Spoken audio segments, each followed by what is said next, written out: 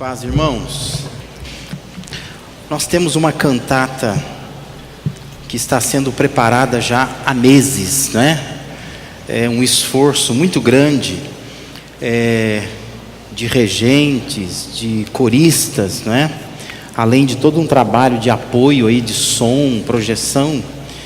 E hoje nós queremos que você dê atenção a esta cantata como a mensagem cantada que nós queremos passar.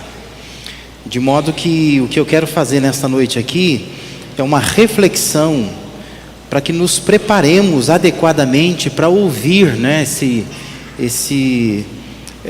esses cânticos, essas músicas, né, que certamente vão tocar o nosso coração. Se você, mesmo sentado como você está, você pode ler comigo. Isso é João 12, 46. Vamos lá juntos, bem bonito, em voz alta, vamos lá.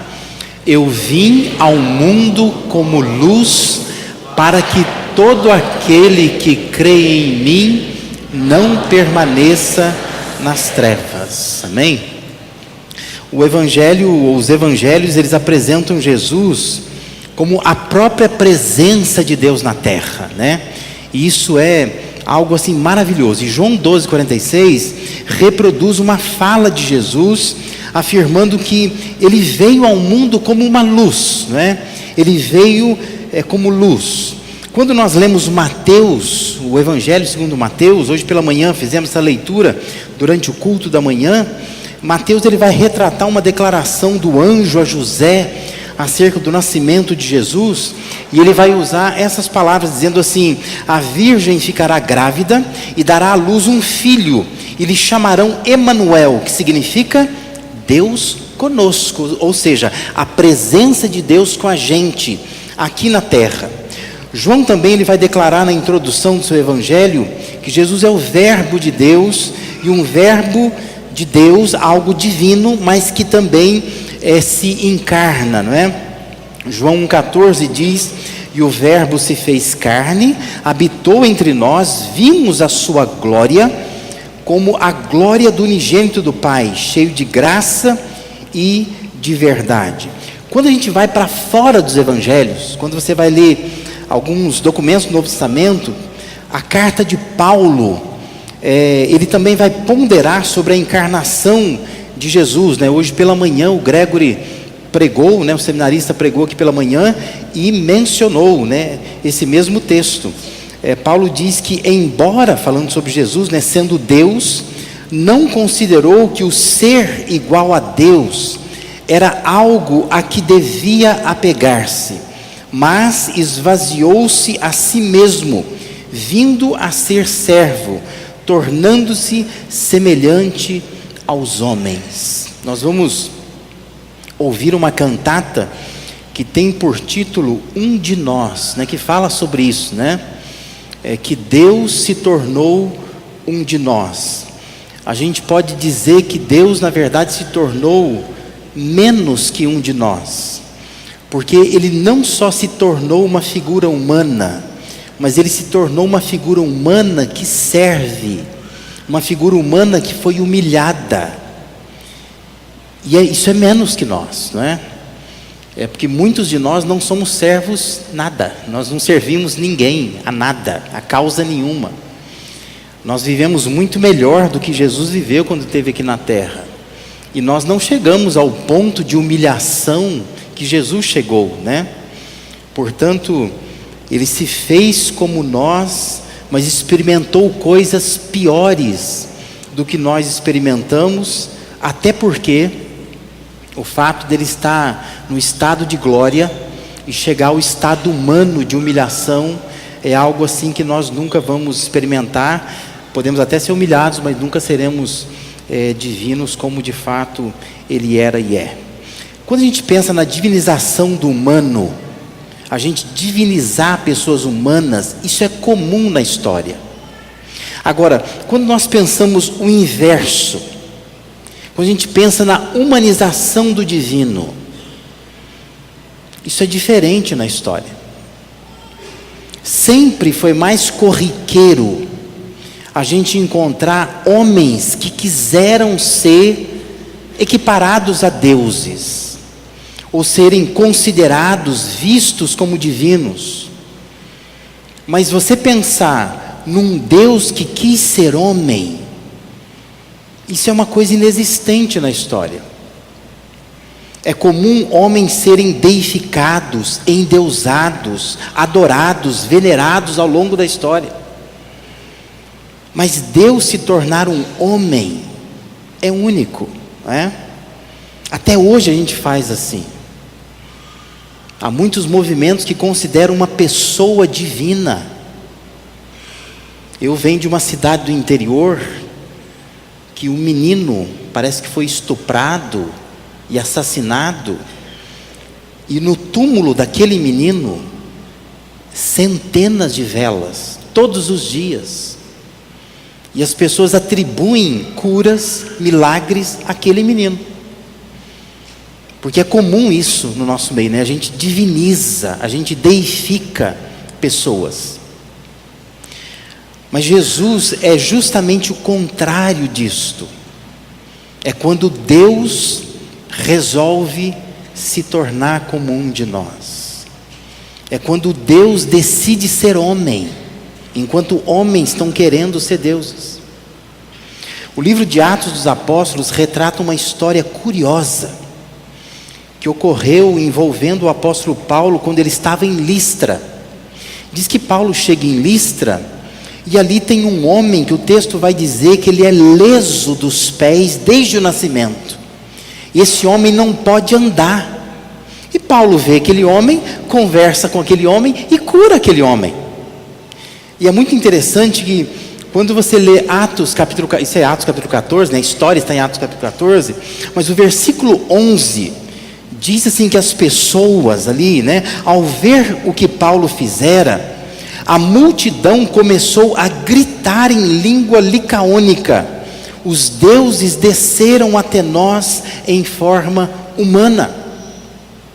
Quando eles viram uma cura de Paulo, eles acharam aquilo estupendo, e uma coisa que estava fora da concepção deles. Deus se tornou homem. Se você tem a versão do Almeida Revista Corrigida, vai dizer assim: fizeram-se os deuses semelhantes aos homens e desceram até nós. Eles estão achando assim, isso é maravilhoso. É como se Deus descesse até nós, né? E vão até nomeá-los, né, como deuses que eles acreditavam naquela cultura ali. Mas voltando a João 12:46, diz que Deus então veio e tornou-se um de nós, para que todo aquele que crê não permaneça nas trevas. Ele veio trazer uma mudança radical.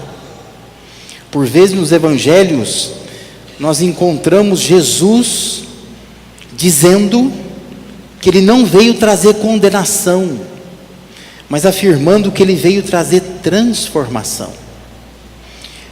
E é isso que o texto se propõe a dizer. Ele veio como luz, a fim de tirar as pessoas das trevas, para que elas não permaneçam num estado de trevas. O apóstolo Paulo, ele vai falar sobre isso, né?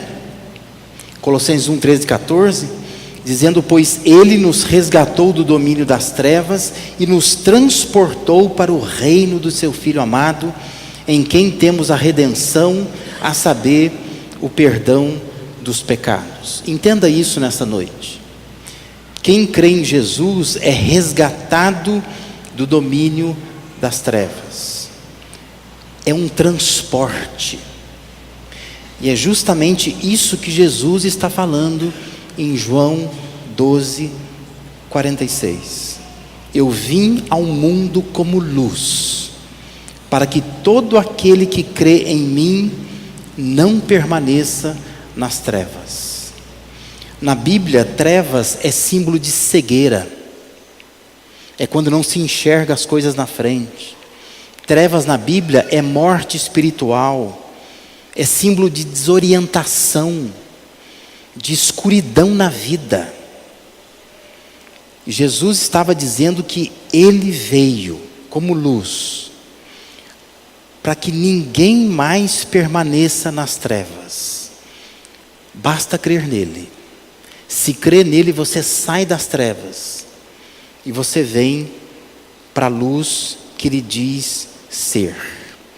Deus, ele tornou-se um de nós para nos tirar desse estado de trevas. Talvez nós tornemos tudo isso só em religião, né? A gente pega eventos como esse, Natal, uma árvore, um bebê numa manjedoura, e a gente transforma isso em algo extremamente religioso. Ou a gente transforma isso em atos, em procedimentos religiosos, não é? Mas o melhor para a sua vida é se isso for uma experiência de transformação. Se você entender que Jesus veio ao mundo, Deus se tornou um de nós para fazer um transporte. Ele tira você de um estado de trevas e te coloca num estado de luz. Não é cego mais, consegue ver, consegue ter orientação, consegue sair desse estado de trevas que muitas vezes eu e você vivemos. Que Deus te abençoe, que ao ouvir esta cantata, não seja como que assistindo um musical, não é? Mas que seja uma experiência de transformação. Permita que Deus fale com você, através do que você vai ouvir nessas músicas. Permita que esse texto fique na sua mente. Jesus veio ao mundo como luz, para que todo aquele que crê nele não permaneça nas trevas. Feche seus olhos, vamos orar. Pai, nós queremos te dar graças, porque essa é uma noite muito especial para nós. Quando nós estamos parando e queremos contemplar a tua luz. Abençoa, Senhor, para que aquilo que nós vamos ouvir nas músicas, na cantata aqui, aos poucos vá entrando no nosso coração, nos fazendo recordar de princípios bíblicos que nós já conhecemos.